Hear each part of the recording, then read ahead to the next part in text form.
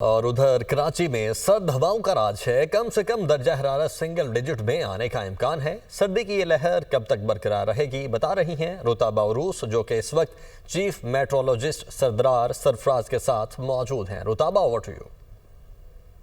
Typical Karachi में इन दिनों सर्दी की शिद्दत में इजाफा देखा जा रहा है। सर्दी की एक शदीद लहर है जिसने शहर को जो है वो अपनी लपेट में लिया हुआ है। इन दिनों जो है वो दर्जा हरारत में भी जो है वो कमी देखी जा रही है। मेरे साथ इस वक्त चीफ मेट्रोलॉजिस्ट सरदार सरफराज मौजूद हैं, इनसे जानते हैं। ये 18 या 19 तक सिलसिला इसी तरह से चलेगा। अगले 2 दिन तो 9 से 11 की रेंज में और उसके बाद 10 से 12 की रेंज में होगा।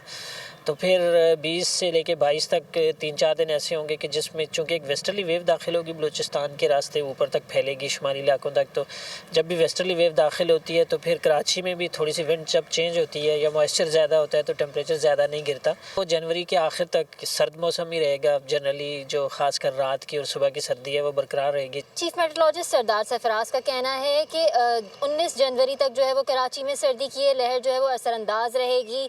दर्जा हरारत इस दौरान जो है वो सिंगल डिजिट में भी जा सकता है 1-2 दिन। इसके अलावा जो है वो इसके बाद देखा जाएगा कि 2 से 3 रोज़ जो है वो शहर में दर्जा हरारत में इजाफा होगा, लेकिन जनवरी के आखिर तक कराची में मौसम सर्द ही रहेगा।